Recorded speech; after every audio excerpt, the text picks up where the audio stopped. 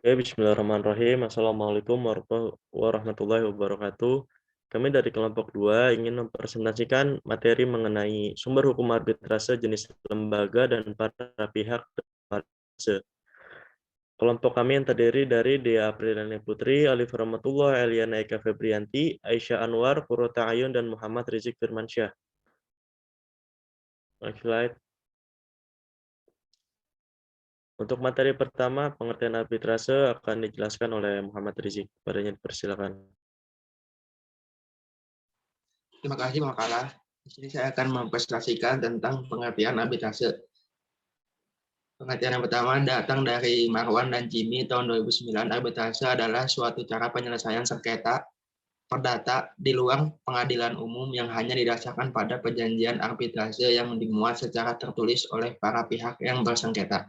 Yang kedua, dari Harahap tahun 1991, arbitrase merupakan ikatan kesepakatan di antara pihak-pihak bahwa mereka akan menyelesaikan perselisihan yang timbul dari perjanjian oleh badan arbitrase dan para pihak sepakat untuk tidak mengajukan persengketaan yang terjadi ke badan peradilan.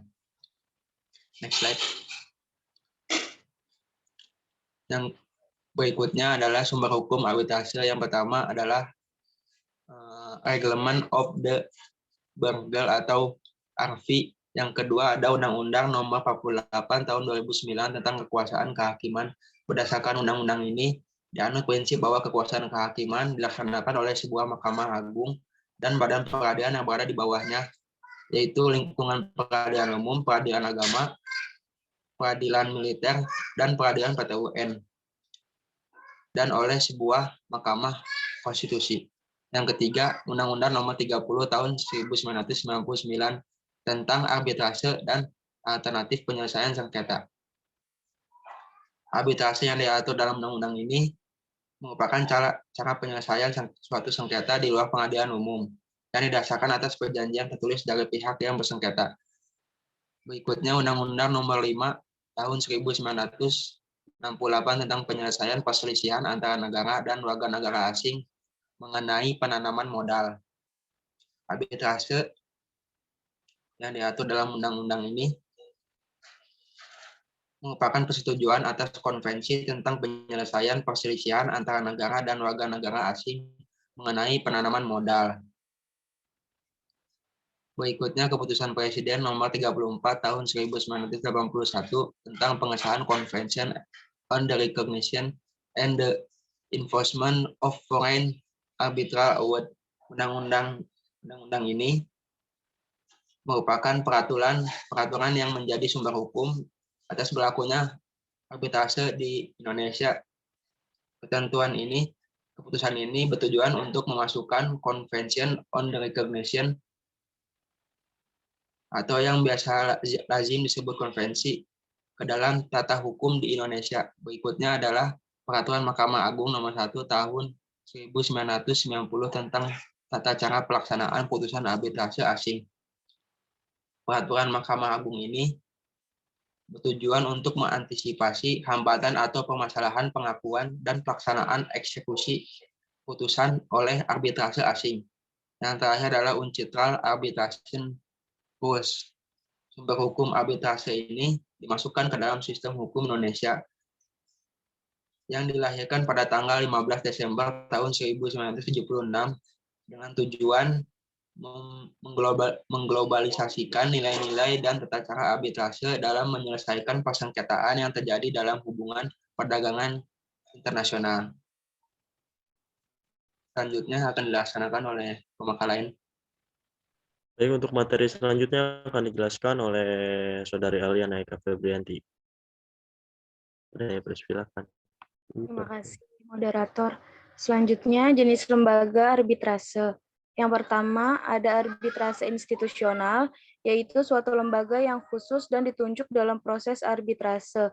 Di Indonesia sendiri, ada beberapa lembaga arbitrase dalam penyelesaian kasus sengketa, yaitu ada BANI atau Badan Arbitrase Nasional Indonesia, ada BAPMI, Badan Arbitrase Pasar Modal, dan Basarnas, Badan Arbitrase Syariah Nasional. Yang kedua ada arbitrase ad hoc, yaitu jenis yang bersifat sementara, umumnya dibentuk setelah sebuah sengketa terjadi dan akan mendapat suatu solusi setelah dikeluarkannya putusan.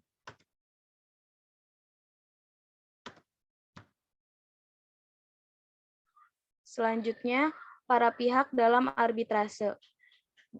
Berdasarkan UU RI nomor 30 tahun 1999 tentang arbitrase dan alternatif penyelesaian sengketa, pada pasal 1 yang dimaksud para pihak dalam arbitrase yaitu subjek hukum baik menurut hukum perdata maupun hukum publik. Para pihak dalam arbitrase terbagi menjadi tiga, yaitu yang pertama ada pemohon, yang kedua ada termohon, dan yang ketiga adalah arbiter. Saya kembalikan kepada moderator. Baik, terima kasih kepada Saudari Aliana. Untuk materi selanjutnya, next slide, mengenai kesepakatan penyelesaian sengketa akan dijelaskan oleh Guru Ta'ayun. Padanya dipersilakan. Baik, yaitu penjelasan selanjutnya itu kesepakatan penyelesaian sengketa. Penyelesaian sengketa melalui arbitrasi itu harus disepakati oleh kedua belah pihak terlebih dahulu. Jadi perjanjian untuk menyelesaikan sengketa melalui arbitrasi ini mengikuti peraturan yang telah diatur dalam pasal 1320 KUH Perdata mengenai syarat sahnya perjanjian. Yang pertama itu pendaftaran dan permohonan arbitrase. Terdapat di pasal 8 ayat 2 Undang-Undang Nomor 30 Tahun 1999 tentang arbitrase dan alternatif penyelesaian sengketa, yaitu permohonan arbitrase dilakukan secara tertulis dan memuat lengkap informasi seperti nama dan alamat pemohon dan termohon.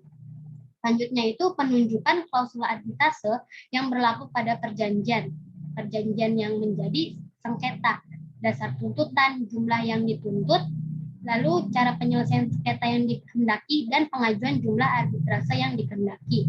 Yang kedua yaitu penunjukan arbiter. Merujuk pada Undang-Undang Arbitrase pasal 8 ayat 1 dan 2, pemohon dan termohon dapat memiliki kesepakatan mengenai arbiter. Nah, kesepakatan ini dituliskan pada permohonan arbitrase yang disampaikan pemohon dan dalam jawaban termohon.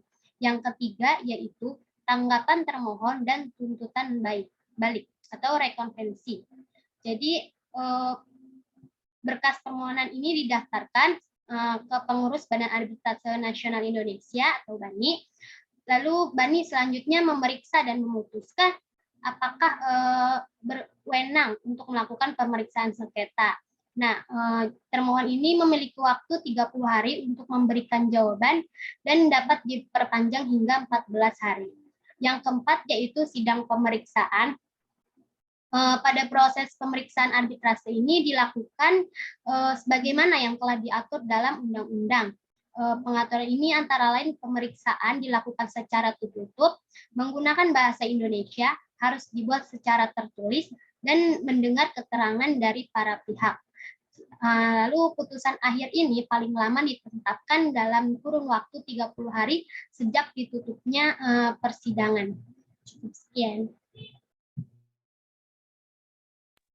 Baik, terima kasih kepada Saudari Guru Ta'ayun. Untuk selanjutnya mengenai bentuk penunjukan arbiter akan dijelaskan oleh Saudari Dea Apriliani Putri. Kepadanya dipersilakan. Baik, terima kasih moderator. Saya akan menjelaskan mengenai bentuk penunjukan arbiter. Ketentuan mengenai syarat dan penunjukan arbiter diatur dalam pasal 12 sampai dengan pasal 21 UU nomor 30 tahun 1999 tentang arbitrase dan alternatif penyelesaian sengketa. Dari ketentuan-ketentuan pasal tersebut dapat disimpulkan bahwa para pihak dapat menunjuk yang pertama arbiter tunggal. Sesuai dengan namanya, jika para pihak memilih arbiter tunggal, berarti penyelesaian perkara akan diperiksa dan diputus oleh seorang arbiter. Menurut ketentuan pasal 14 ayat 1 UU Arbitrase disebutkan bahwa untuk dapat diperiksa dan diputus oleh arbiter tunggal, di antara para pihak harus ada kesepakatan terlebih dulu untuk mengangkat arbiter tunggal. Adapun proses pengangkatan arbiter tunggal ini dilakukan oleh pemohon dengan mengusulkan nama orang yang dapat diangkat sebagai arbiter tunggal kepada termohon. Usulan ini dapat disampaikan oleh pemohon dengan surat tercatat, telegram, telex, faksimili, email, atau dengan buku ekspedisi. Yang kedua, ada majelis arbiter. Jika para pihak sepakat bahwa penyelesaian sengketa akan diperiksa dan diputus oleh majelis arbiter, maka masing-masing pihak, baik pemohon maupun termohon, dapat menunjuk seorang arbiter. Undang-undang memberikan jangka waktu penunjuk arbiter paling lama 30 hari setelah pemberitahuan berlakunya syarat arbitrase diterima. Jika salah satu pihak tidak menunjuk seorang yang akan menjadi anggota majelis arbitrase dalam jangka waktu tersebut, maka arbiter yang ditunjuk oleh pihak lainnya akan bertindak sebagai arbiter tinggal dan putusannya mengikat kedua belah pihak. Next.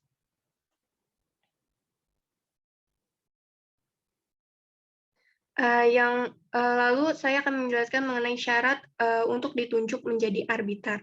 Meskipun undang-undang membolehkan para pihak untuk menunjuk arbiter sendiri, namun hal ini tidak membuat para pihak dapat menunjuk sembarang orang untuk menjadi arbiter. Ada syarat-syarat yang harus dipenuhi oleh seseorang untuk dapat ditunjuk atau diangkat menjadi arbiter. Menurut pasal 12 ayat 1 dan UU Arbitrase, ada 5 syarat yang harus dipenuhi seseorang untuk dapat ditunjuk atau diangkat menjadi arbiter, yang diantaranya, pertama, cakap melakukan tindakan hukum, yang kedua, berumur paling rendah 35 tahun, yang ketiga, tidak mempunyai hubungan keluarga sedarah dengan salah satu pihak bersengketa, yang keempat, tidak mempunyai kepentingan finansial atau kepentingan lain atas putusan arbitrase, dan yang terakhir, memiliki pengalaman serta menguasai secara aktif di bidangnya paling sedikit 15 tahun. Selanjutnya, saya akan kembalikan kepada moderator. Baik, terima kasih kepada Saudara Dea. Untuk materi selanjutnya, mengenai hak untuk menolak atau menerima penunjukan arbiter akan dijelaskan oleh Aisyah Anwar. Kepadanya dipersilahkan. Baik, terima kasih kepada moderator. Selanjutnya saya akan menjelaskan tentang hak untuk menolak atau menerima penunjukan arbiter. Berdasarkan ketentuan pasal 16 ayat 1 Undang-Undang Arbitrase, arbiter yang ditunjuk atau diangkat dapat menerima atau menolak penunjukan atau pengangkatan atas dirinya. Penerimaan atau penolakan tersebut wajib diberitahukan secara tertulis kepada pihak yang menunjuk dalam waktu paling lama 14 hari, terhitung sejak tanggal penunjukan atau pengangkatan. Jika penunjukan tersebut diterima oleh arbiter, maka antara pihak yang menunjuk dan yang menerima penunjukan terjadi suatu perjanjian yang mengatur akan memberikan putusannya secara jujur, adil, dan sesuai dengan ketentuan yang berlaku. Dan para pihak akan menerima putusannya secara final dan mengikat seperti yang telah diperjanjikan bersama. Selain itu, penerimaan atas penunjukan arbiter ini juga mengakibatkan arbiter yang bersangkutan tidak dapat menarik diri kecuali atas persetujuan para pihak. Selanjutnya, next slide. Selanjutnya ada tanggung jawab hukum arbiter. Menurut pasal 21 Undang-Undang Arbitrase, arbiter atau majelis arbitrase tidak dapat dikenakan tanggung jawab hukum apapun atas segala tindakan yang diambil selama proses persidangan berlangsung untuk menjalankan fungsinya sebagai arbiter atau majelis arbitrase, kecuali dapat dibuktikan adanya itikat baik dari tindakan tersebut. Selanjutnya saya kembalikan kepada moderator. Terima kasih. Baik, terima kasih untuk Saudara Aisyah Anwar. Untuk kesimpulannya dari materi ini, arbitrase sendiri adalah suatu cara penyelesaian sengketa perdata di luar pengadilan umum yang hanya didasarkan pada perjanjian arbitrase yang dibuat secara tertulis oleh para pihak yang bersangkutan. Adapun sumber hukum arbitrase salah satunya yaitu Undang-Undang Nomor 30 tahun 1999 tentang arbitrase dan alternatif penyelesaian sengketa. Selanjutnya, para pihak dalam arbitrase pun terbagi menjadi 3, yaitu ada pemohon, ada termohon, dan ada arbiter. Mungkin sekian presentasi dari kelompok 2. Kurang lebihnya mohon maaf. Apabila ada pertanyaan, nanti lanjut di WA Group. Kurang lebihnya mohon maaf. Assalamualaikum warahmatullahi wabarakatuh.